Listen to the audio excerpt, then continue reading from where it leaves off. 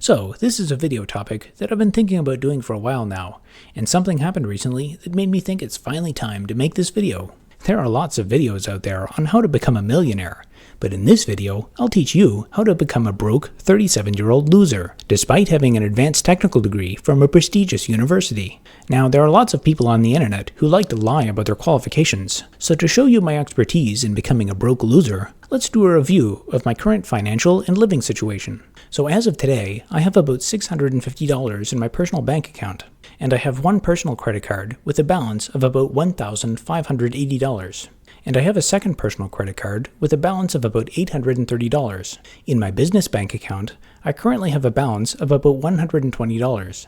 And on my business credit card, I currently have a balance of about $3,100. Now recently, I acquired a couple new unexpected liabilities that made me think it's finally time to make this video. So I recently scheduled a visit to the dentist after being overdue for a checkup, and a couple days after I scheduled the visit, I felt what I thought was a filling fallout. But unfortunately, the dentist informed me that actually the tooth had fractured and it was going to need a root canal. So these days, a root canal costs $1,737. And apparently this one needs a crown put on top of it as well, so that's another $1,500 on top of that. And for those of you who are wondering about dental insurance, I've done the math before and it's cheaper to not get insurance. So here's those two liabilities added to the list, but it's not all bad news, because I still have a few more assets to add to the list. I also have a tax-free savings account with $250 in it. And I also have an RRSP account with $1,620 in it. And finally, I also have an old Bank of America account that has around $1,500 US in it. This will exchange to around 2,050 Canadian dollars. So in terms of the immediate dental work, I will be able to cover this, and I've already taken steps to shut down these accounts and cash them in. So this explains the current state of my balance sheet, but what about my cash flow? Currently, the cost of my rent is $1,100 per month, and for food and personal expenses, I spend around $300 per month. And for things like internet, phone, and a few other service expenses, I spend around $200 a month. Now, as of today, my only source of revenue is from YouTube, and over the last 6 months, the revenue has been around $700 on average. This leaves me with a monthly net cash flow of around negative $900. Fortunately, I do have one of the $700 YouTube payments coming in a couple days. So together with my existing bank account balance, I can definitely pay rent for the month. And according to the dentist, the dental crown is something that I won't have done until January. So in the meantime, I can still use some of the cash from these liquidated investments. However, this overall financial picture is completely unsustainable in the long term. Now at this point, you're probably wondering, why don't you have more income? Where's all your investments? Why don't you have any savings? What have you been doing for the last 10 years? And I'll answer all of those questions later in this video. But first, let's talk about my living situation. For those of you who have been following my channel for a while now, you know that I'm currently being rent-evicted, so I might as well provide an update on that subject. So far, the landlord has given out 61 eviction notices in this building alone, one of which was sent to me. The landlord has also filed a formal request with the Ontario Tenant Board to request my eviction. My eviction hearing is currently scheduled for February 19th, 2025. This landlord is extremely famous in Ontario and has an exponentially growing empire of buildings. What he does is buy up older rent-controlled buildings and immediately start issuing N13 eviction notices in waves. An N13 eviction is a legal way to evict someone from a rent-controlled property for extensive renovations. In these N13 eviction notices, he claims that the renovation process will take 8 to 9 months and that the unit will be uninhabitable during the renovation. This is despite the fact that I can personally confirm that my neighbor's apartment was renovated and that renovation took less than 2 months, possibly as little as 1 month. The stated reason for these so-called extensive renovations is supposedly to replace the plumbing stacks. However, according to another tenant, the bathroom plumbing stacks were already replaced 10 years ago, and that didn't require that everyone be evicted. And furthermore, others have claimed that they talked to the person who has historically maintained the plumbing in this building, and the claims of needing to replace the kitchen plumbing stacks are dubious at best, and even if it was necessary to replace, it doesn't require vacant possession. After the N13 renovation has been completed, the tenant is supposed to have the right to return to the unit. However, this landlord has a reputation for not honoring that requirement, and furthermore, at that point you've already been displaced somewhere else for multiple months. There have been well over 100 news articles written about what happens in these buildings after this landlord takes over. A few months ago, we had a fairly substantial fire in the apartment that was being occupied by the person who does the day-to-day management of this building. According to the fire department, the source of the fire was either an air fryer or the stove, and wasn't deemed suspicious. According to a tenant who lives on the same floor, the smoke detector inside the individual unit didn't go off, so the fire was able to grow for quite a while until a tenant noticed it and pulled a fire alarm on that same floor. The fire occurred on the floor above me, and I actually witnessed smoke coming out of the top of the apartment door just before the fire department arrived, and the fire was substantial enough that the firefighter needed a breathing apparatus to even enter the apartment. We also experienced things like surprise inspections for unauthorized appliances, like air conditioners or freezers. I even got a notice for an inspection and unwanted pest control treatment that was then cancelled at the last minute. At one of the other buildings, the landlord also hired security enforcement that resulted in a physical altercation with elderly tenants there. This landlord is so notorious that he's even been mentioned by name in the Legislative Assembly of Ontario.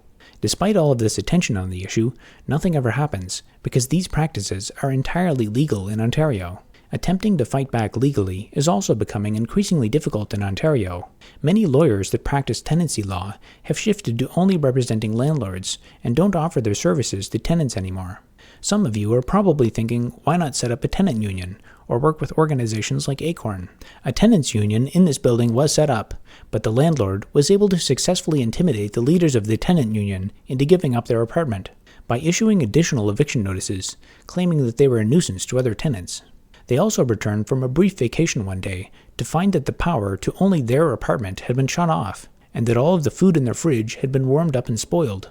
As for Acorn, they have provided some introductory advice on dealing with rent evictions and provided some emotional support for tenants.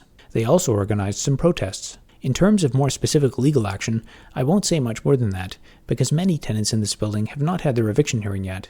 It's entirely possible that my landlord or someone who works for him may even watch this video, given how much is financially at stake. If you do the math on how much money you can make from evicting a building full of people who are protected under rent control, it's about $1,000 per month.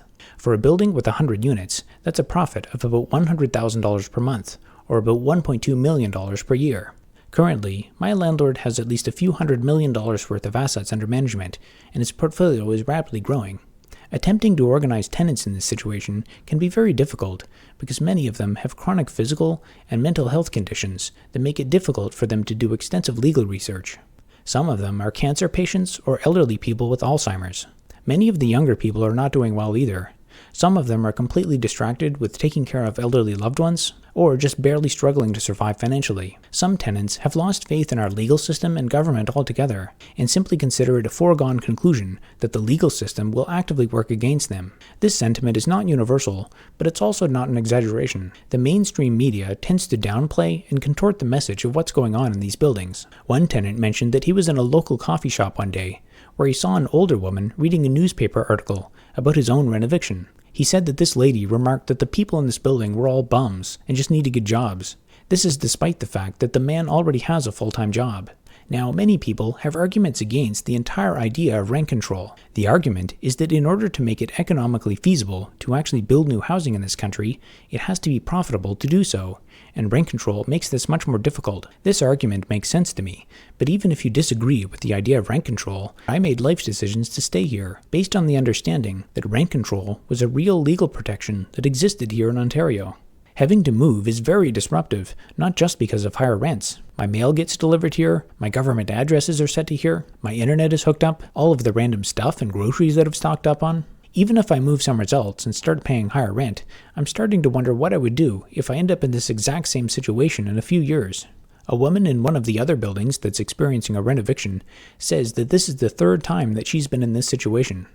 Now, I know that when I do a video like this, there are sometimes very generous people out there who will give huge donations, but I'd ask that you not do that for this video. My problems are not your problems, and it's not your job to fund my unsustainable lifestyle. Fundamentally, the math here on my income just isn't working, and it's my responsibility to get my monthly income up, otherwise something is going to break. I debated whether I should even share this information at all, but since this is my real lived experience, I figured it's worth sharing. And if you decide to pursue an entrepreneurial path like I did, this may very well be the outcome for you. And I think it's important to provide the world with more examples of this. There are a lot of motivational speakers out there who will tell you to take risks, be bold, reach for the stars. Not every story is a happy ending, and unfortunately, most business owners who find themselves in this situation are too embarrassed or psychologically compromised to talk about it. As a result, all you hear about are the success stories, or embellishments of the truth. Paul Graham has an interesting essay where he touches upon this topic. I also want to point out that I'm in very close contact with my parents, and they've offered a number of times to help me out with this situation. I also have family in Toronto that I can stay with temporarily if necessary. I've also had some hypothetical discussions about what it would take to leave Ontario entirely. And finally, if you watch some of my other videos, you'll see that I've passed on a number of really great employment opportunities in the past, so you really don't need to feel bad for me. This renoviction situation has led to me getting out and talking to my neighbors more, and engaging with local community organizations. These experiences have made me much more aware of how much society has deteriorated in the last few years, and made me question why I live in Kitchener in the first place. Kitchener has been going downhill over the last few years, and the reasons that I chose to live here 7 years ago no longer exist, so I'm honestly somewhat neutral on getting evicted. I used to have a few friends from school who also lived in Kitchener who I'd meet up with regularly. One of them was another entrepreneur who did quite well for himself. A couple of years ago, a homeless encampment started up near his house, which led to things like theft and vandalism. I met up with him last summer to talk about startups and technology for a few hours. He had already made a lot of the same observations that I did, and decided to leave Canada entirely not long after. If I'm able to win at the tenant board, that'll be awesome, because then I can continue to live in my apartment. If I lose and get evicted, that'll also be awesome, because then I don't have to pay rent anymore. I can also go visit with family and have new adventures. It'll be lots of fun either way, so you should subscribe to join in on the adventure. The great thing about YouTube is that you can just passively observe other people's situation without having to get involved. And if some of you were still thinking about helping me out, I'd ask that you instead just become a long-term channel member on the 99-cent tier. This way, if you get buyer's remorse, you can just cancel in a month or so, and it still helps me out the same in the long term. So, the next important question is, what's your immediate plan? What are you going to do to improve your situation? The immediate plan will be to take the funds from the TFSA, RRSP, and US bank account, and use that to fund the root canal and dental crown. If necessary, I can ask a family member for a small loan for a couple months to see if things improve. If things don't improve or I get evicted, I'll put all of my stuff in a storage unit. Then, I'll probably couch surf for a while and spend some time with friends or relatives. Eventually, I'll probably leave Ontario entirely and move back into my parents' basement for a while. As for the renoviction, I'll continue doing legal research and contest the N13 eviction process at my hearing on February 19th. Now, I also need to find a way to get this monthly revenue up, and I have a few ideas in mind that I'll probably try over the Christmas holidays. My overall plan is to double down on producing YouTube content. As crazy as that might sound, YouTube is the only business activity that's shown consistent revenue growth over the last 10 years. I said before that the average monthly YouTube revenue was around $700, but this month it's already on track to be around $900. You're probably wondering, couldn't you just hustle and get another software development contract? And sure, I probably could, but I've been doing that for 10 years now, and there's just no long-term growth in doing that. Technically, I still haven't even quit doing contract work. This latest period is just the first time in 10 years where my contract work pipeline has dried up to nothing.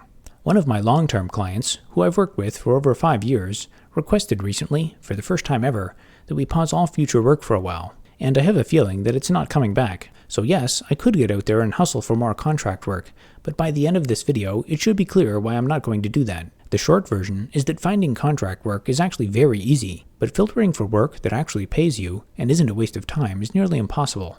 YouTube has never made a commitment to pay me and then let me down, but I can't say the same for the contract work that I've done. A lot of people seem to think of pursuing YouTube as some sort of vain attempt to become a celebrity or something, but I've come to view it as more of a general communication presence that any successful business needs to have nowadays. In the 1970s, there were only hundreds of celebrities, but today there are tens of thousands of YouTube channels that each have at least millions of subscribers. Having a social media presence has replaced other forms of advertising, like classified ads, yellow pages, or even having a sign outside of your business. In the long term, I'd prefer to do better than just barely survive, and to do that, I have to focus on building a source of revenue that can actually grow in the future. The next thing that you're probably wondering is, why don't you just get a normal 9-to-5 job, like regular people? That's a very good question that most of you are probably thinking right now, so I'll break down my thought process on the subject. For my life and career development, I've decided that I need the following 4 things. reliable cash flow, compounding exponential growth, human interaction, and the ability to build or become a part of a community. Let's consider reliable cash flow first. The biggest benefit of having a 9-to-5 job is the reliable cash flow and being somewhat sheltered from swings up or down in the economy. Having said that, the concept of job security is not what it used to be, especially with the recent waves of high-tech layoffs, but it is still much more stable than entrepreneurship. As I've mentioned before, the cash flow from the consulting and contract work that I've done over the past 10 years has been extremely unstable. But it's much worse than just getting large, infrequent sums of money. The biggest issue is with people paying late, not paying at all, or talking up a storm about some huge project or major investment that's just about to start, and supposedly bring in lots of new work, only to never mention it again. YouTube, on the other hand, gives a consistent payout every month, and as long as I don't get banned, that's likely to continue for the foreseeable future. The revenue could potentially go down, but so far, it appears unlikely that it will abruptly go to zero. My next consideration is about compounding long-term growth. In the 9-to-5 jobs of the bygone era, this was something that you could frequently look forward to. For this, I'm thinking of those people from the 1970s who worked their entire lives at a single company and moved up the corporate ladder by working every position there. I'm sure that there are still isolated examples of this today, but this career path is becoming increasingly rare. More than likely, if a company tries to sell you this vision of the future, it's just a tactic to get you to work there, and then throw you under the bus the instant the economy turns sour or there's some kind of corporate restructuring. The other type of compounding growth that I think people don't focus enough on is in relation to skill set and personal branding. If you want to get a tech job at a company today, you'll have to spend your own time getting up to speed with the latest JavaScript frameworks. But then, when you get laid off in a year or two, you'll have to spend your own time again relearning an entire new set of JavaScript frameworks. You could argue that these new frameworks represent progress, but there is a cost to keeping up with these changes, and companies will push that cost onto workers as a condition of even getting employed. If you calculate the cost of preparing for, searching for, interviewing for, and getting laid off from a given job these days, the total compensation could look quite a bit different. Younger, fresh graduates are a lot more tolerant of constantly running on this treadmill of new technologies, many of which don't add significant value. This is one of the reasons why companies prefer to hire younger workers instead of older ones. Since they're young and naive, they don't realize that they're wasting their time learning a framework that no one is going to be using in a couple years. Another important part of your career growth to consider is to think of how much personal branding you can build from whatever you work on at a company. If I told you that I personally wrote the software in the most popular app on the first version of the Apple iPad, you might be impressed and want to hire me because of this. In reality, I can't say that this is true, because I've never written any software for the iPad. Instead, I wrote software for a live radio app that was intended to run on the very first version of the BlackBerry Playbook, a commercially unsuccessful tablet that you've probably never heard of. Halfway through the development of this app, the product manager decided to make substantial changes to the mock-ups of the app, purely based on a whim. This led to us throwing away much of the work that we had done on the app, without him ever even reviewing it. Even though I spent a lot of extra time and late nights making sure that the app would run well on unstable networking environments, the app was never even commercially released at all. And if I tell you about all of this, you won't be impressed, because you've never even heard about this app at all. You don't even know if I just made all this up. Maybe I'm lying. When I reflect on the software that I've been paid to write at the various companies that I've worked for, I realize that almost every piece of software that I've been paid to write in my life has been a waste of time. Long ago, I worked on some user interface features for a company that did product reviews. Eventually, this company got acquired, and the product that I worked on was shut down and no longer exists. I worked for another company that was trying to build a sleazy advertising link wrapping feature. The CEO insisted that I work late on more than one occasion to fix some critical bugs and produce reports. Eventually, they gave up on this idea, and the entire company no longer exists. At another company that I worked for, we were tasked with maintaining and upgrading a number of reports that were available on an internal portal website. After doing much work to maintain the reports, it came to light that no one at the company was actually using the reports, and that they had in fact been written by an eccentric former employee on the unfounded assumption that the reports would be useful to someone else. I also did work for a company that asked me to rewrite a server that multiplexed network communications between a large number of IoT devices that were installed in vehicles. I spent a lot of late nights staying up until 3 a.m. to try and get the server rewritten in time to meet the company's deadlines and performance criteria. Eventually, I did finish the server, and the company quadrupled the number of paying units soon after. However, the company had misrepresented their finances and imploded shortly afterward. The founders simply walked away and ghosted all of the employees and contractors. I don't even think that they kept the source code for anything that I wrote. Even though I had no control over the failure of these products, I still bear the personal branding cost associated with them. Another consideration is that many tech companies operate with a high level of secrecy. Even if you do work on something important, you might not be able to talk about it when applying for new jobs. On the other hand, I found that every piece of content that I publish online has a very small but incremental compounding benefit. Each time that I release a new video, the individual video doesn't make much money or attention, but it does cause a little bit more traffic on everything else that I've published in the past. All of the abandoned software that I've written will have exactly zero benefit to society over the next 10 years. However, at least a few of the videos that I've published will probably have some benefit to someone over that same time period. I'm not trying to pursue some sort of idealistic goal about changing the world or maximizing impact. I'm just trying to be practical about what I think is going to be relevant in the long term. An economy that's based on writing garbage software that immediately gets shut down or abandoned after doesn't seem very sustainable to me. So far, I've been very wrong on this take, but I keep coming back to one of Warren Buffett's favorite sayings, and that is that if something cannot go on forever, it will eventually stop. Now, the third item on the list is human interaction. At almost every corporate job that I've ever worked at, I'd be in almost constant isolation, either in a cubicle or a room by myself, or in noisy opened office spaces where everyone just wears headphones all the time. Sometimes we would have meetings or stand-up, but these were always high-stress interactions that would focus exclusively on the low-level details of work. I've talked in other videos about the 10,000-yard stare and cubicle life that I experienced at Amazon and Nvidia, and other companies are only marginally better. When I talk about things like this, there will no doubt be some people, mostly managers, who say things like, "Our company culture is not like that at all. We have a fun corporate environment. We have Nerf gun battles and a foosball table that you're welcome to play any time of day." At one of the companies that I worked for, we had Mojito Fridays, where we would all take off work at 4 p.m. and make mojitos and other alcoholic drinks. After having stared at our screens all week, our conversations would usually devolve into a discussion of whatever JIRA ticket we were working on. For some people, the corporate social environment of Mojito Fridays is exactly what they're looking for, but I'm not one of those people. And the last item on the list is the ability to build or become a part of a community. In the corporate world, attempting to build your own community is likely something that could get you fired.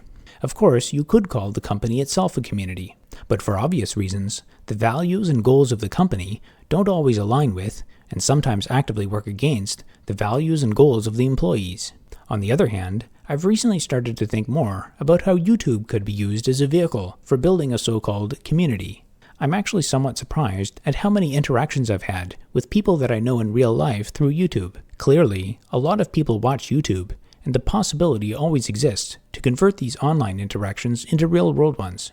I don't have much time to focus on this right now, but this is something that I do think about for the future. And so, for the reasons that I've just described in this video and others, I've decided that I'll never be returning to a traditional corporate software development job under any circumstances. The next important question is, why don't you have any savings? What have you been doing for the last 10 years? The short answer is, I've just never been able to produce meaningful income. Here's a brief summary of my pre-university years. I was born in the middle of nowhere in New Brunswick, Canada, and did a bit of work in the forestry industry growing up. At 19, I moved out of my parents' place to live with a friend in a nearby city. At this time, I had around $5,000 in savings, and my pipe dream was to make money by day trading stocks. I spent a lot of time learning about and watching the stock market all day. I came to the conclusion that in order to be competitive in the stock market, I'd have to learn how to do automated trading using software, specifically artificial intelligence. I got a full-time job as a stock clerk at a local bulk food store and continued studying the stock market and software development on the side. This was in 2007, and I can remember watching and rewatching one very specific Google Tech Talk by Geoffrey Hinton on restricted Boltzmann machines. Back then, I actually started trying to replicate some of Geoffrey Hinton's work based on recognizing handwritten digits. Since I had no formal education in software development, I didn't get very far with the automated trading. I had written thousands of lines of Visual Basic code to do backtesting of moving average-based stock trading strategies. and this code would cause my computer to reboot whenever it ran for long periods of time. In hindsight, I probably had a memory leak. It was around this time that I started to think more seriously about going to university. When I applied to the University of Waterloo, they said that since I was applying as a mature student, that I should first complete their self-study pre-university courses, which were supposed to be a refresher of high school. However, I found that these courses were not a refresher at all, and they covered completely new material that I had never seen in high school. In hindsight, doing these pre-university courses was absolutely necessary.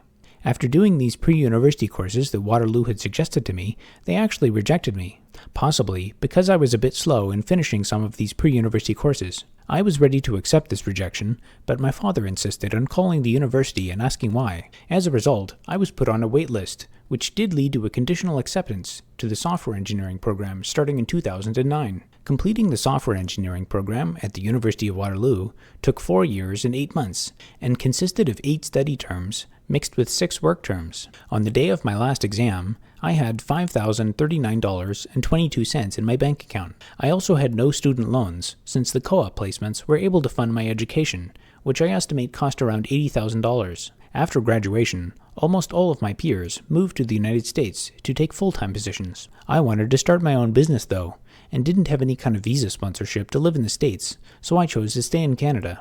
Back in 2014, Canada was a politically stable country with a bright future ahead of it. At the time, I also still had a bit of a social network here of other entrepreneurial friends. I officially incorporated my business on July 4th, 2014, and immediately began reaching out to people in my network to try and secure my first contract. By August 13th, I had secured my first contract with a struggling startup in Toronto that produced audio-related software. Around this time, I did everything that I could think of to try and start securing more contracts. I emailed basically everyone that I had networked with during my undergraduate degree. I asked many of my former professors if they'd be open to meeting with me and discussing my business ambitions. For a while, I also just walked into local businesses here in Kitchener and asked if I could chat with them about their business needs to try and pin down a market niche to go after. I also tried making some direct mail flyers for a while and mailed them out to specific companies. Another thing that I started doing around this time was writing blog posts as a form of content marketing. One interesting insight from talking with some of my professors was just how easy it is to get into grad school. I asked a few different professors if they had any kind of research work contracts that I could do. I had a couple different professors who were interested in the idea, but they said that I could only get the contract work within the context of grad school. From what I recall, it had something to do with the funding for the contract only being available if I was enrolled in a grad school program. I explained that I wasn't interested in grad school, but one of the ideas that was floated for a while is that I could just enroll in grad school to get the contract and then just skip all of the classes and fail out of the program since I didn't care about it anyway. This seemed a bit convoluted, and the potential pay was quite low, so I didn't end up pursuing this route. During this period, I quickly discovered that the most likely reason that a potential lead wouldn't work out was because all companies only wanted to hire full-time employees and didn't want to work with independent contractors. To me, the whole point of starting a consulting business was to get a lot of high-quality work going at the same time, and then start hiring employees to do the work, train them, and build up the business. As for the first contract that I had secured with the company in Toronto, I had negotiated a higher hourly rate on the basis that my work would be temporary until they found a dedicated full-time employee. I started to think that maybe this would be the winning business model, to fill a role temporarily at a higher lucrative rate until the company found a cheaper full-time employee. The first contract ended around the start of 2015, so by this time I had a little bit of savings to work with. During this period, I took some time to further develop a side project that I had been working on over the last few years, which was a self-compiling C compiler and microkernel that was designed to run inside of a very simple emulator. Since I was a fresh university graduate, my mind was still focused on grandiose academic topics. One of the last courses that I had done in university involved using static analysis tools like Coverity to discover bugs in software. I figured that if I could develop my compiler and make it good enough, there might be a business model in selling software for a more intelligent compiler, with better static analysis and error messages built into it. My long-term goal was never to stay doing consulting and contract work forever, but instead to get enough cash flow and business experience that I could bootstrap a real startup with an actual product. In 2015, I pursued a huge number of potential business leads, a few of which actually resulted in revenue.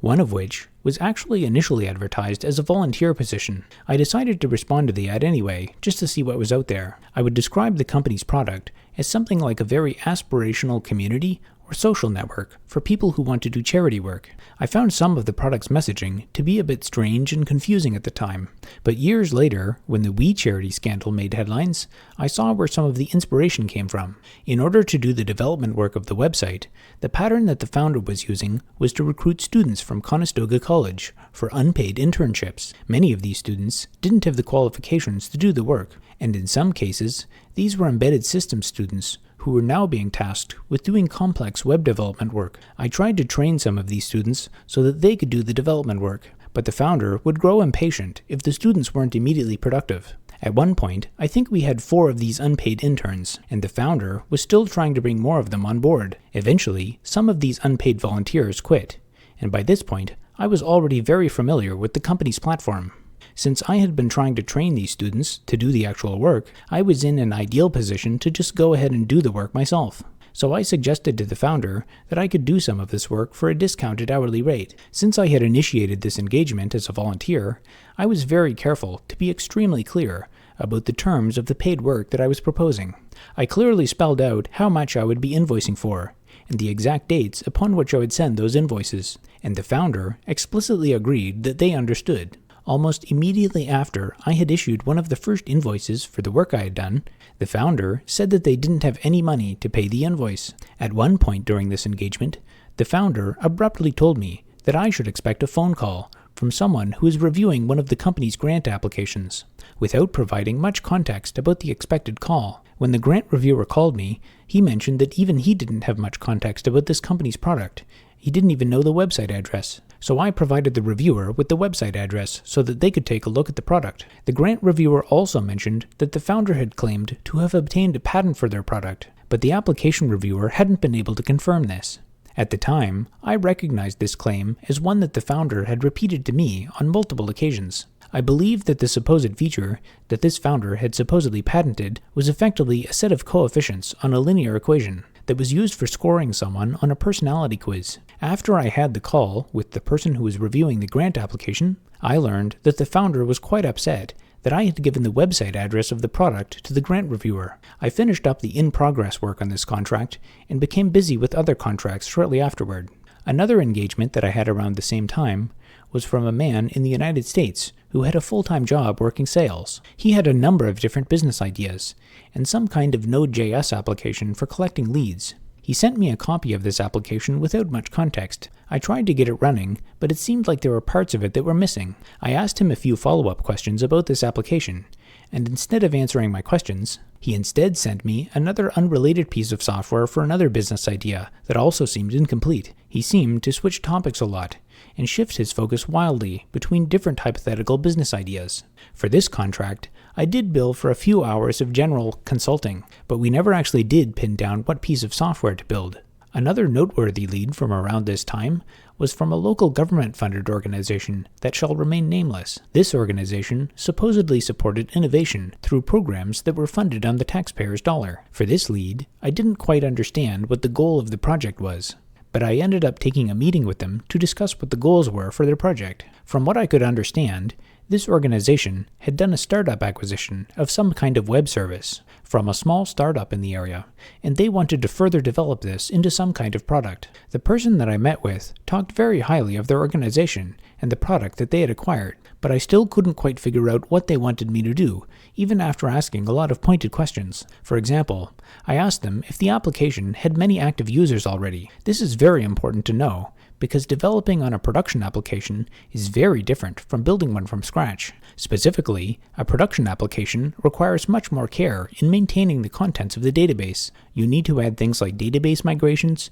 and maintain the integrity of the data throughout the migration. But in a from-scratch application, you can just delete the entire database every time you do a deployment. When I asked how many active users they had, this person first suggested that it was a very popular app, and many people depended on it. However, after talking with them for a while, it was clear that absolutely no one was using this application. The person seemed to sheepishly admit at one point that they were under some kind of contractual obligation to keep developing the app, and that my role was just to keep developing the app without any specific goal in mind. There was also another employee of this organization who was supposed to be present at this meeting, and furthermore, he supposedly had a grand vision of what this application would become. Even though he was invited in advance, he never showed up to the meeting, or responded to phone calls or emails throughout the duration of the meeting.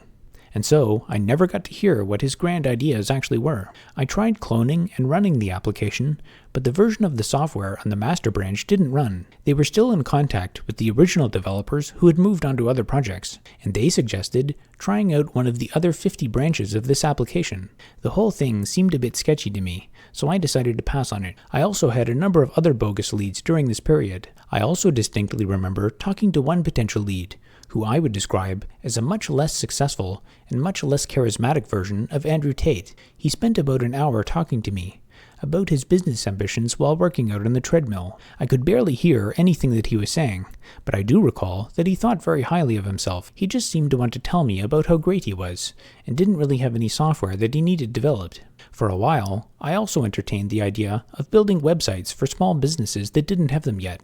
I thought my sales strategy could just be to physically walk around and look at businesses, and then look up if they had a website. If they didn't, I would just walk in and try to sell them one. I recall visiting one pizza shop that didn't have a website, and the son of the business owner seemed very keen on talking to me for a long period of time, but they never really seemed to want to commit to anything. Instead, they just tried to haggle over the potential hosting costs for a few dollars a month. Another local business that I visited was a print and copy store. The store wasn't visible from the road, and the owner lamented the fact that he had switched leases with another tenant who had better road visibility. They didn't have a website, and at first seemed very interested in getting one. I immediately went home and came up with a specific proposal and a quote that I thought would work for them. When I came back and presented it to them, they seemed to have completely lost interest in the idea. About 6 months later, their business had completely disappeared, and the unit was vacant.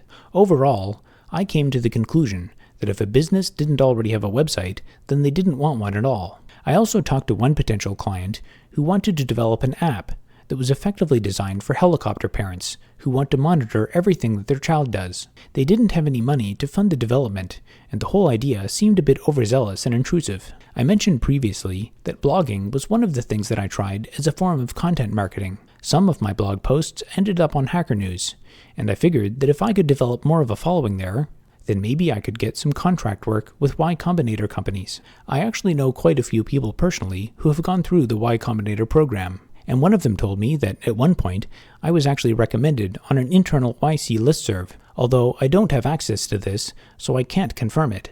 I do recall getting at least one inquiry from someone doing a Y Combinator startup, but they were only looking for a full-time employee, and as soon as I mentioned a business relationship, they lost all interest. I also tried posting once on one of the Hacker News threads for people looking for contract work, and mentioned my services. From this, I got several calls and emails from one very persistent individual who proposed that I should sign a non-disclosure agreement before he would even brief me on the idea, because apparently it contained some military stuff. I told him that there was absolutely no way that I would sign his NDA, and he proceeded to tell me anyway.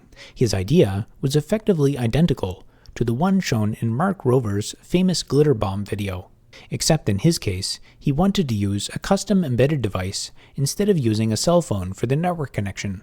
This brings us to about the year 2016. During this year, I did a contract for a custom WordPress theme.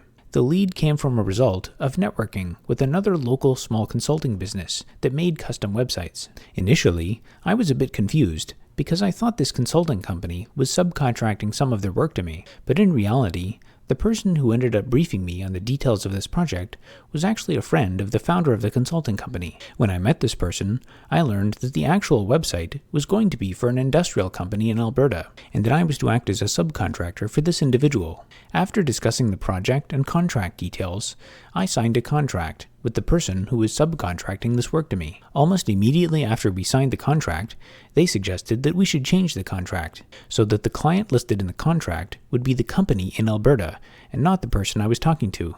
Their reasoning was that this would save them a little bit of money on sales tax, since the rate was lower in Alberta. I then asked him to sign a termination statement for the current contract, and we did end up involving the other party to act as the client on the contract. This contract only produced a few $1,000s in revenue. Throughout this period, I continued going to networking events to try and get more business leads. One lead that I entertained ended up being an elderly man who wanted to build automated day trading software that was based on a betting strategy that is effectively known as a martingale, a logically flawed betting system that is well understood mathematically. I explained to him why his system wouldn't work, but he wasn't convinced. He also tried to get me to work for $30 an hour. Around this time, I think I was still quoting people $50 an hour.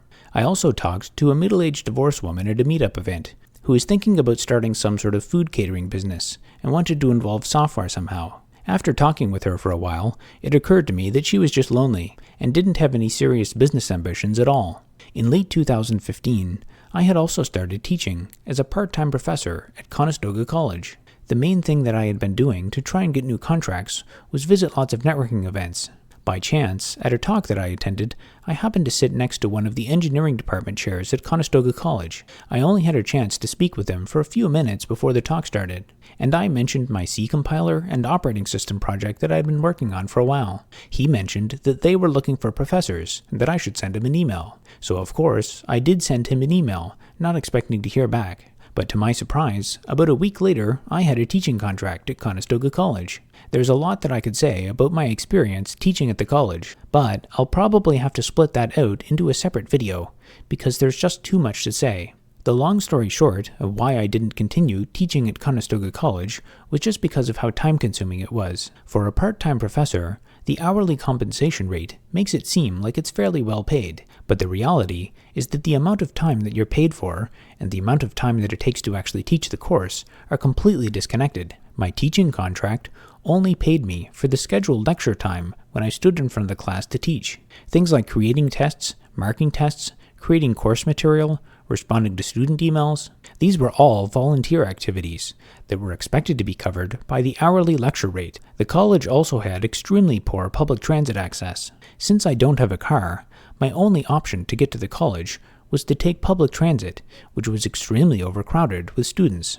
There were several days when it took over 3 hours and 3 transfers for me to get home from the college by bus, when an equivalent car ride would have taken 20 minutes. This might sound like an exaggeration, but I can assure you that it's not. During the last term that I taught at Conestoga College, a strike happened, which lasted just under 5 weeks. Since I wasn't teaching during those weeks, I didn't get paid, but I was still expected to return at a moment's notice at some unknown time in the future. The strike was extremely stressful on students and faculty. From what I learned while working there, a similar strike happened a few years prior, and the reasons for the current strike were mostly related to broken promises made during the end of the last strike. During the brief time that I taught there was also a public transit strike, which made it even more difficult to get to the college. One of the next paid contracts that I actually did quite a bit of work on involved writing software to produce reports. I won't be more specific than that, but I will say that it's one of the better contracts that I've had over the years. This contract lasted until recently,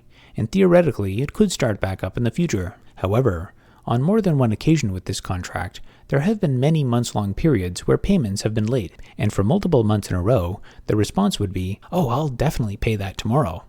For this contract, the payments have always eventually come, but sometimes I have to wait a while. Teaching at the college and working on the reports contract kept me busy for most of 2016 and 2017. In 2018, I also started work on a contract with a local company that was producing IoT software and hardware. This company had actually existed for 7 or 8 years now, and I had actually been recommended to the company by a couple other engineers that I know to be competent and trustworthy. One of these engineers had done contract work with the company for multiple years now, so it seemed fairly safe and established. The company wanted me to rewrite a server that processed data packets from a fleet of IoT devices. The primary goal of my work was to reduce the amount of data that was being used by these network packets, in order to reduce the company's mobile data costs. I had always wanted to do a contract where I negotiated some sort of performance upside for myself, so I came to an agreement in the contract that if I met their data reduction goals, that I would get a bonus. After a few months of work, I was able to complete this work and deploy it to production. Around this time, they were almost 1 month late on one of my previous invoices, which did concern me. But one of the previous invoices was also paid late, so it wasn't completely abnormal. Since I had just completed and verified the data reduction goal around this time, I issued my regular monthly invoice, along with another invoice for the performance bonus.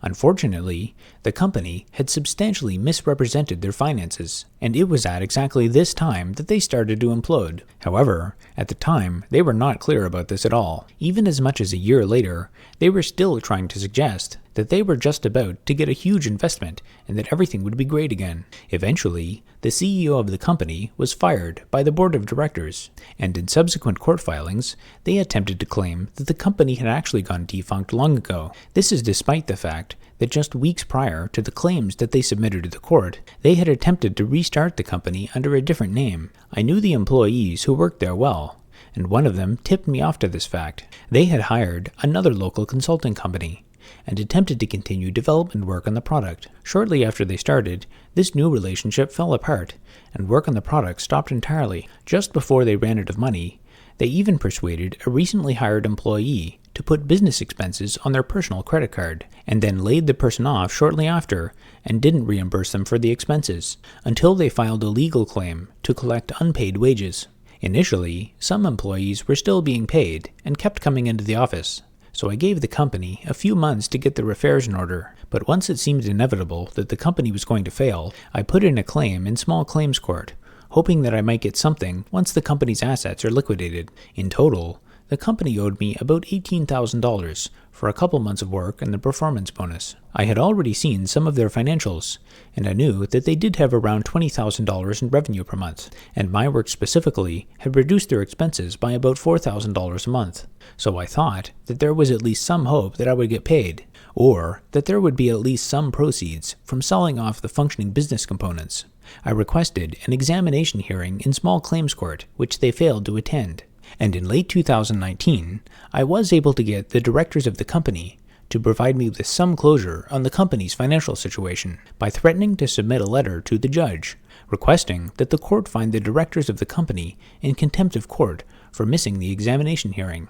At this point, the directors did produce some financial records, which made it clear that the company had millions of dollars in unsecured creditors, and effectively no unsecured assets to dispose of. The few assets that they did have were secured by bank loans, including one from the Canadian government. The amount of drama that took place at this company was absolutely incredible, and I think it would have made for an excellent script on the TV show Silicon Valley. When I started working with this company, they mentioned another consultant who had started working with them about 6 months prior. They said that they had hired him specifically to improve the product quality and to organize the team better. The way that they described him made it sound like this person was effectively going to be my manager. At the time, I thought, great, there's lots of issues that I can see with this product, so I can talk to this guy and we can come up with a plan to fix all the issues in the product. However, after working with them for a while, this guy never seemed to be around when I was there visiting their office. The founders had once said to me that this person was supposedly writing unit tests for the database. This sounded a bit strange to me, but I attributed this to the fact that the founders were not that familiar with software development themselves, and maybe just used strange wording. I figured maybe he's just writing some unit tests for the data access layer. As I gained more access to their systems and learned about what everyone there was working on, I realized that I didn't know where the Git repo was for whatever this guy was working on. I mentioned to the founders that we really ought to make sure that whatever software he's writing is checked in somewhere. I started to talk to more developers at the company to learn more about the history of this manager-consultant person. According to one employee, they had only ever received one email from this person, which contained a document describing coding standards. He showed me this document, and I was able to identify it as a plagiarized version of Google's coding standard for the Java programming language. The consultant had simply removed any attribution to Google and replaced it with the name of the company that he was consulting for. When we asked him about the code that he was writing, he simply sent a large zip file of the repo with no source control. We asked if he had a version of the code that tracked the history from the company's mainline branch, but he said that since the company never gave him write access to the repo, he had to develop outside of source control, which is of course nonsense. In the meantime, he had simply been sending the founders random invoices in the amount of $2,000 to $4,000 for these so-called unit tests. I spent way too much time digging into the code that he sent to see if there was anything there that we should try to merge in. What I found was a bunch of auto-generated, empty unit test stubs that didn't actually test anything. He claimed to have written thousands of these lines of code by hand, but in reality, he used a code generation tool and then deleted the auto-generated stubs that give attribution to the code generation tool. I know that this is true because he forgot to delete some of the comment stubs, which allowed me to track down the exact version of the tool that he used and reproduce his results exactly. The founders didn't really understand what he was working on and continued to give him the benefit of the doubt, but as soon as they started asking more detailed questions about the unit tests, he threatened to sue them. At one point, a very physically fit man, claiming to be the consultant CEO, visited the startup company. During this interaction, the so-called CEO said that he sympathized with the startup founders and that he was disappointed in the consultant's work products. He apparently said that if the positions were reversed, he would not have paid for the work that the consultant delivered either. Then, later that day, this same CEO person threatened to sue them again. In doing this consulting work for the company, the consultant had incorporated a special purpose shell company specifically for this contract. The address of his business was a vacant unit in a nearby business center. I did a bunch of Googling about this person's details, and I just couldn't stop digging because things got weirder and weirder. I came across a news article about someone with the exact same name from another province who was apparently busted for running a medical marijuana growing operation with an expired license from the wrong province. I also found a record of a grant being issued from the Canadian government to one of this person's businesses for a supposed hydroponic lettuce growing business. I also found some SEC filings related to cryptocurrency ICOs in his name, and evidence that he had financial success in developing a network of hundreds of low-quality mobile phone games that made money selling advertisements. It was around this time that it became clear to me that my existing business model wasn't working. I had initially thought that at least one of my clients would eventually become a stable business and start sending me lots of high-quality work, but that never happened. I can understand that sometimes businesses don't work out, but I was unprepared for the level of unprofessional behavior that most of these businesses exhibit. 2019 was the first year when I started experimenting with Kickstarter campaigns on the side. I was still looking to pick up new consulting and contract leads around this time, but it seemed like things were a bit more difficult than they were in the 2014-2015 era. I set up one small Kickstarter campaign about using SSH to do remote backups. I didn't do any work to advertise this campaign at all, and it got $390 in pledges. $390 is not a lot of money, but for having done almost no marketing, it made me think that maybe there was something there. After this, I did 4 more Kickstarter campaigns, and each one made successively more money. The 5th campaign that I did was for regular expression fridge magnets, and this campaign made over $4,500. This was enough money to make me think that there might be a business model behind repeatedly doing these small campaigns. I thought maybe I could build a list of repeat customers, and then start using social media advertising to get new customers and achieve growth. Around this time, I started experimenting with paid advertising on different platforms like Facebook, Twitter, and Google Ads. I also started my YouTube channel around this time, and some of my initial content is from these Kickstarter campaigns. At first, I was able to make a handful of sales through paid advertising, but I was never quite able to achieve a positive return on ad spend. I think the limiting factor in my case was that I just didn't have enough sales and marketing data to make the ad targeting effective enough. Around 2021, the iOS 14 advertising apocalypse happened. This event, along with the fallout from things like the Cambridge Analytica scandal, made Facebook advertising much less effective. I also noticed around this time that the Kickstarter campaigns I was doing became much less effective and were only able to make a few $100s. What I think was happening was that my Kickstarter campaigns were inadvertently benefiting from the targeted advertising of other people's Facebook campaigns. Using Facebook ads to direct traffic to Kickstarter campaigns was quite common around this time, and many people who convert on a given Kickstarter campaign are also likely to make a pledge to a second Kickstarter campaign.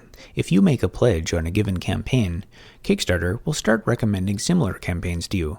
When Facebook traffic was cheap and effective, I think there was a huge surplus of this warm traffic from Facebook, and I was able to pick up the scraps without spending anything on advertising.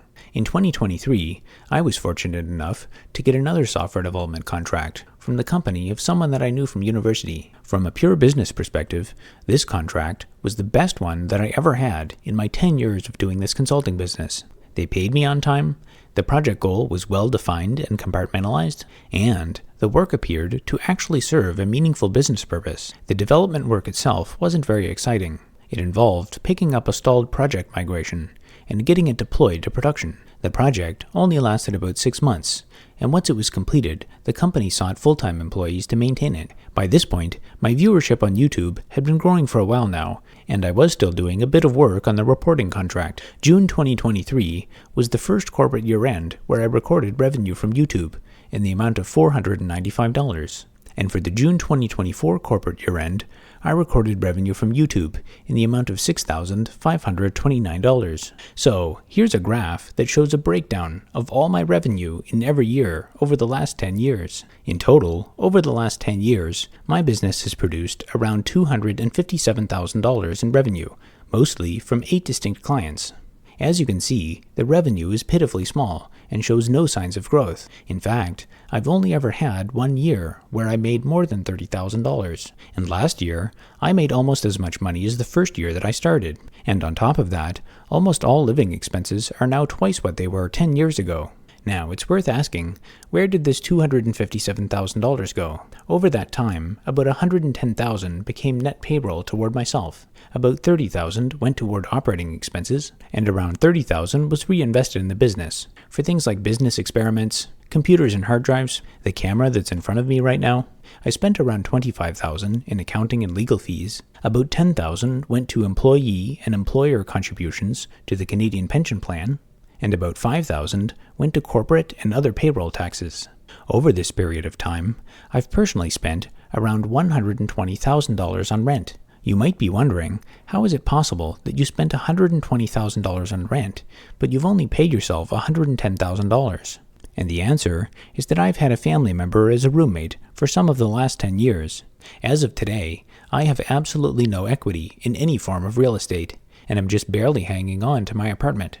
Reflecting on the last 10 years, I can give you the following insights. Isolated and self-contained software development projects are extremely rare, and most of the work that companies want done always requires integrated communication. It requires many back-and-forth emails, meetings, clarifications, corrections. This is one of the main reasons why companies don't want to hire an external contractor. Another major reason is part of the whole pump-and-dump model of venture capital-funded startups. The goal for most of these companies is not to actually run them and produce economically valuable output. Instead, it's to get acquired by Google or Microsoft, and the amount of payout from an acquisition will usually be based on the company's headcount. This means that it's better to have 100 employees that are doing nothing at the time of an acquisition than it is to have one external contractor who productively runs your entire business. You may have been misled in the past into thinking that companies prefer to hire external contractors, since there are some benefits, like not needing to do payroll or pay health benefits. However, many of the articles that you read about it being better or cheaper to hire external contractors are actually just propaganda written by consultants and contractors themselves to try and get business. The other major mistake that I made was in assuming that most entrepreneurs actually want to produce economically useful outputs. In reality, most entrepreneurs, especially tech entrepreneurs, are really just scamming investors or the government. A fairly common model that founders follow looks something like this. Raise venture capital for a company based on a pitch that follows whatever the current trend or virtue signal is, whether that's big data, Internet of Things, artificial intelligence, or climate change. Then, assign yourself the role of CEO or CTO and pay yourself at least $170,000 per year, with some extra benefits and bonuses sprinkled on top. Additionally, network with prominent people in your industry and government. Maybe even get some of them to join your board of directors. Next, try to get your company additional investments through some kind of taxpayer-funded innovation initiative. Once you get the investment, do the bare minimum to keep the company running until you run out of funding and can't raise any more rounds. Then, the company will eventually fail, or get acquired for an amount of money that's less than the sum of the input investments. To the uninformed general public, this might even look like success. At this point, though, you've already been paying yourself a handsome salary for years, and you can just shrug your shoulders and say, "Oh well, I tried." You might even get to liquidate a bit of your equity, even if the company is acquired at a loss. This strategy is not ethical or economically sustainable, which is why I haven't pursued it at all. I don't advise you to do any of this, but this is an extremely common strategy that I've observed. This topic is one that I've wanted to discuss for a while now. And now that there are more examples of this being reported in the mainstream news, I can hopefully convince you that what you see reported in the mainstream media is just the tip of the iceberg. These kinds of things are highly unethical, and I don't advise you to do any of them. But unfortunately, this is increasingly becoming the only way to run a successful business in this country. White-collar crime in Canada is starting to get out of control, and it's starting to compete with the regular civilian economy. This ecosystem of unproductive startups wouldn't be possible if it weren't for the substantial misallocation of taxpayer money that you see repeatedly reported in the news today. Case studies like GC Strategies, the SDTC Fund, the We Charity scandal are all perfect examples. Even in my tiny business, I've occasionally gotten cold calls from companies offering to do grants for me for a cut of the action. This is despite the fact that in the last few years, I basically never get new software development leads anymore. Back when I first started, I did get a few inbound leads here and there, but that's mostly dried up. The narrative of the last decade has been that software developers are in extremely short supply. But I think that the actual truth is that good leadership is in short supply. Basically all of the high-paying tech work is concentrated at the big tech companies, and everything outside of that is mostly just unproductive nonsense. On the other hand, I do probably get about 5 emails a day from other software development companies wanting to sell their services to me. Even in just the last few days, I received a couple emails from people looking for work. Having said this, if you look at the content that I've been posting on social media over the last couple of years, you might say that the reason I don't get consulting leads anymore is because a lot of the stuff that I publish is quite unprofessional. But the reality is, this is the only type of content that's shown any growth for me.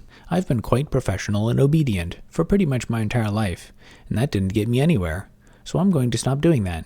Now, switching topics back to my future and living situation, you might be wondering, why don't I get a roommate again to help pay the rent? I actually had been thinking about getting a roommate again recently. Unfortunately, according to my new landlord, I am not allowed to have roommates, even though I pay for a 2-bedroom apartment. From what I understand, this is not consistent with existing tenancy law, so it's yet another thing that I'll have to fight for at the landlord and tenant board. As I mentioned before, I'm starting to become a bit neutral on the idea of getting evicted. Having to fight against draconian restrictions like this is becoming more and more common here in Ontario.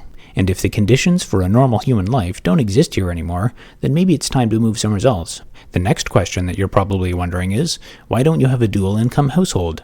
Why are you not married? Why don't you have a family of your own? There's a lot that could be said about this topic, but the short version is that almost every environment that I've been in my adult life has been almost 100% male, 100% senior citizens, or both. Growing up, I lived in the middle of nowhere, in a rural area populated mostly by elderly farmers. In 2009, I moved up here to Ontario to study software engineering, and I still have my original class photo list from when I first started. Looking at the class list right now, I count 7 out of 117, or about 5% of the starting class was female. Now, let's take a look at my graduating class. I count 5 out of 85, or about 6% of the graduating class was female. However, this can be an overestimate of the gender ratio, since a few of my elective classes, such as real-time programming, were literally 100% male. Now, you could say, but Robert, you've got to get out there, meet people outside your program, go to extracurricular activities. And that's true, so I did. For a while, I actually took dancing lessons at the University of Waterloo, but even this was about 70% male. Since there were not enough women to pair people up, some of the men would end up dancing by themselves, or dancing with another man.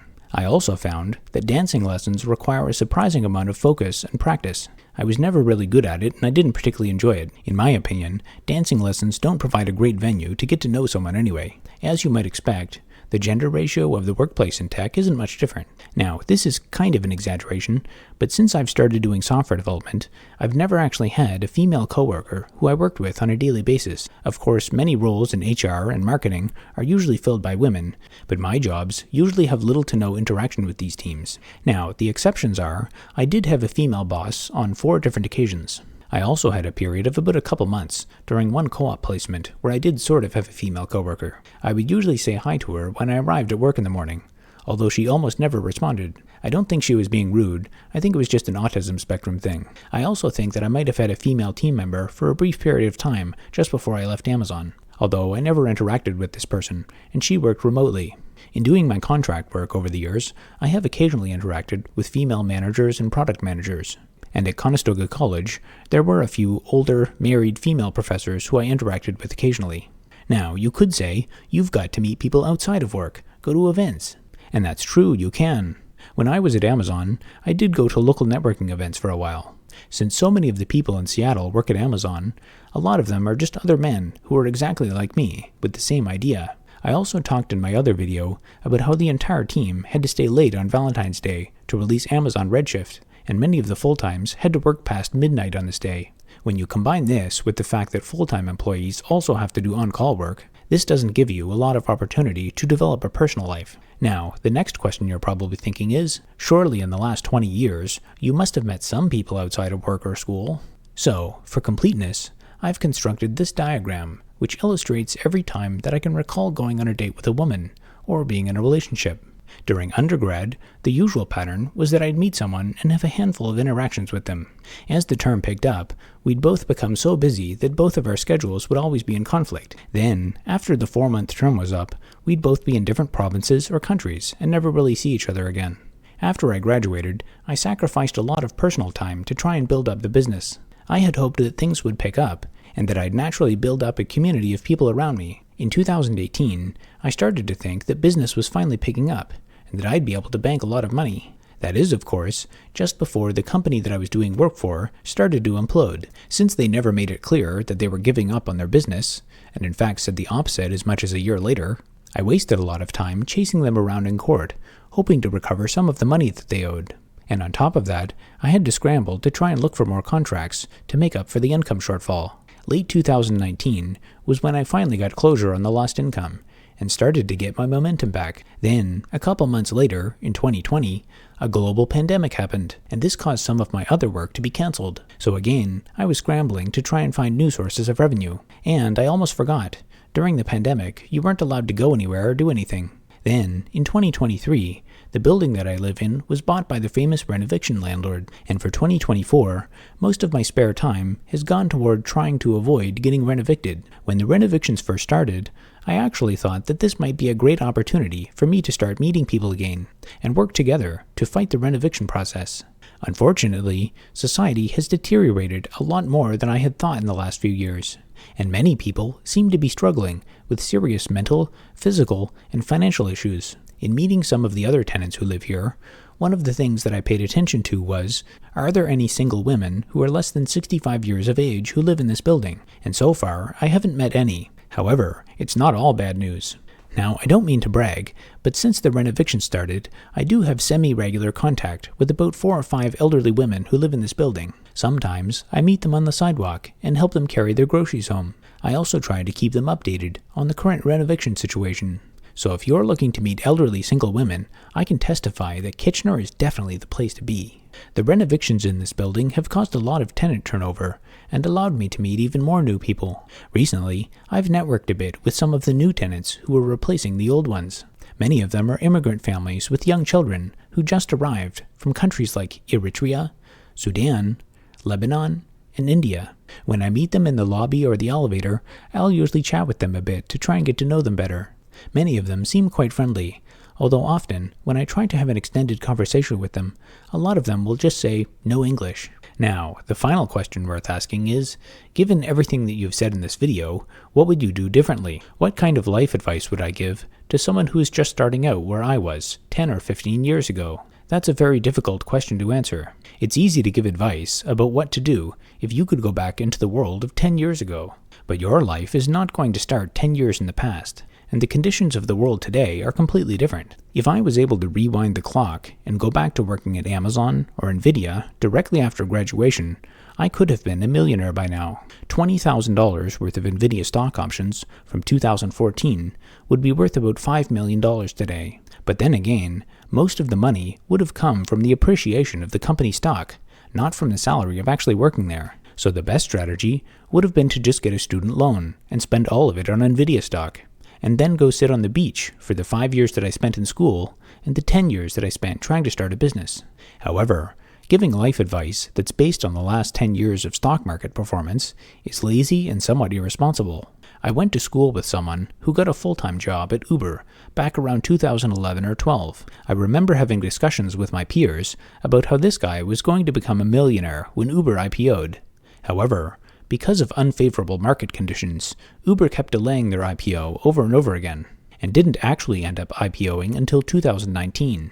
Even though he did the full-time grind for years, he ended up leaving well before the IPO date, and I assume didn't benefit much from the stock options. If you only focus on the salary that I would have made from Nvidia or Amazon, then I would probably have a partially paid off house or condo by now. I also graduated into one of the best possible job markets for software engineers. But today, the job market is a lot more competitive, and housing is way more expensive. The most significant economic factor of the last 15 years was the unprecedented period of near-zero interest rates. But as you may be aware, interest rates are now higher, and the Federal Reserve has repeatedly stated that interest rates will now be higher for longer. If you're young, you might think that interest rates have little to do with the job market or the economy.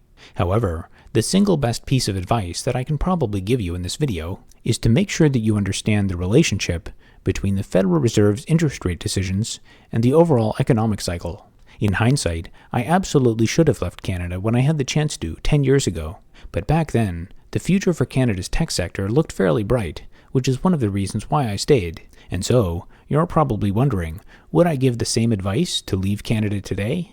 The predictable answer is just to say yes out of spite. But if I'm going to give advice, I should probably try to be more thoughtful. It's possible that we've already been through the worst of Canada's decline, and things are about to turn a corner. After all, how much worse can things get, right? If I was to imagine a bright future for Canada, it would probably come from a boom in the US economy that spills over into Canada. Since the US economy is 10 times the size of ours, what happens in the US economy can have a bigger impact on our daily lives than what happens in our own country.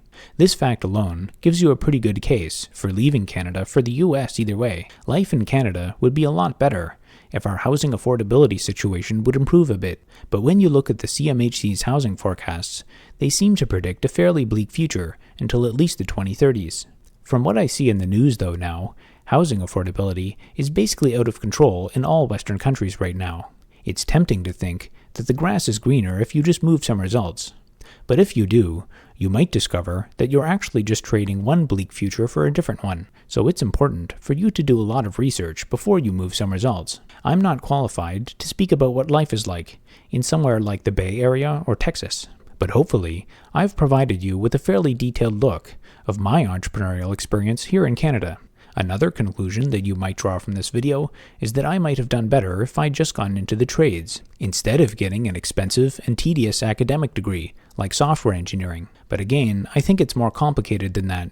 A couple of years ago, I talked to some trades workers who were here in my apartment doing repairs under the previous owner. I made some comments about how I might have done better in life if I had gone into the trades instead. The worker said that in his industry it's nearly impossible to get trades work unless you do it through an intermediary company, and that all of the apartment buildings and construction companies collude together to keep wages suppressed. The worker said that he can make around 100 Canadian dollars on a good day. In the last year since this building was taken over by its new owner, I've had many chances to chat with the trades workers who are doing the renovation work. Some of them have said that they're very unhappy with the working conditions, but they have no choice. Others simply reply with no English, even when I ask them a simple question like, "Hi, how are you?" When it comes to giving advice on how to start a software consulting or contracting business, the advice I'd give you would probably be to not start one at all.